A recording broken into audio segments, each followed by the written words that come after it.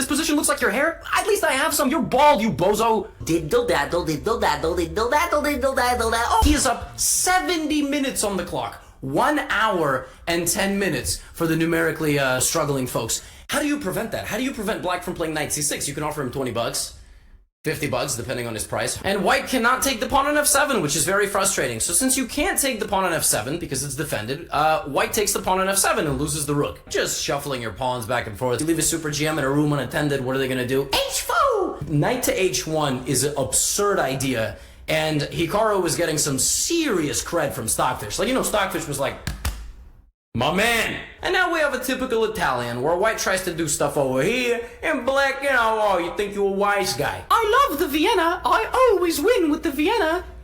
Gothamchess has this wonderful course on the Vienna, and I win all my games with it. You should definitely buy his course, and all of the other ones. This bishop pair is definitely not going brrrr. When I used to teach young boys, young girls, young boys always like, yo, I'm playing this move, boom!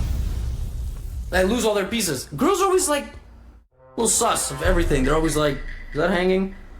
Always like, hold on, before I play. Like, they're a little bit more perfectionist when they're younger. Boys are like, I lost the neck. Dude, I used to teach this kid. He used to hang all his pieces and play instantly and then cry. He'd be like, it's not fair. I'm not even joking. You would take a free piece like that, and he would go, it's not fair. Like, what do you mean it's not fair, stupid? I didn't say that to him because his parents paid me. Here comes the money. Here we go. Ridiculous. Ridiculous. Ridiculous. If you play knight c5 here looking for danger levels, then what happens is you danger the levels, but then your levels end up getting dangered. So now you have two threats. Sack it to open the king. Damn.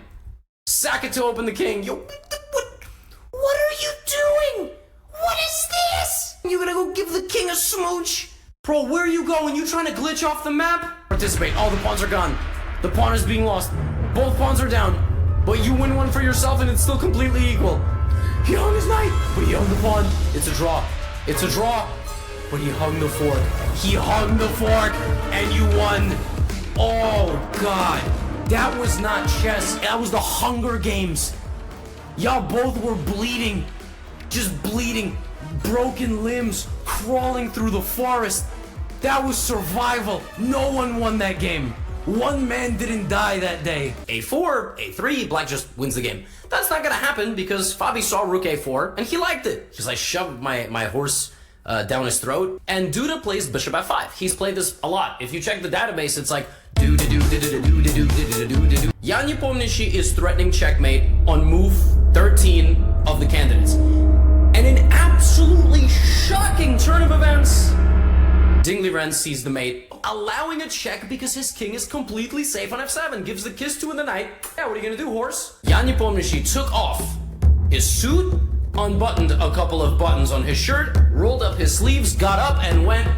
He's a 2800 caliber player. No, he's not. He's 2766. All right, you feel proud of yourself? You're 2,700 points lower than that. e4. Oh. Ah. Oh. Ah. Oh. Oh. Oh. Oh no, this is why you have to study your courses. Oh, this mate just took both rooks and now they're losing. And here Rajabov rolls up his sleeves, picked up his cup of water and threw it at Fabiano. Got it all over him, got it all over the board, and said, you want to fight? Let's fight.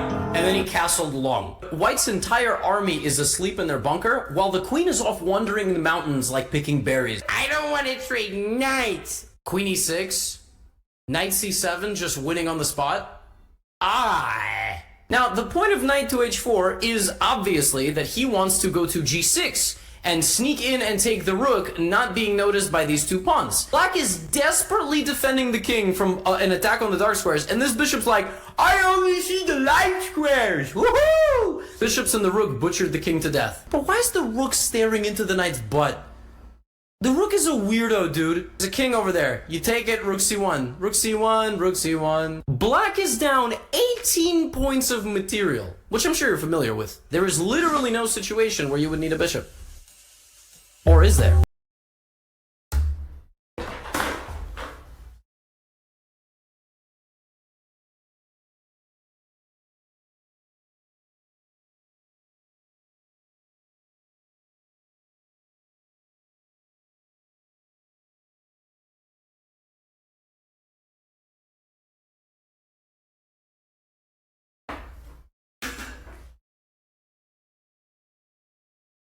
Take the queen, you donut!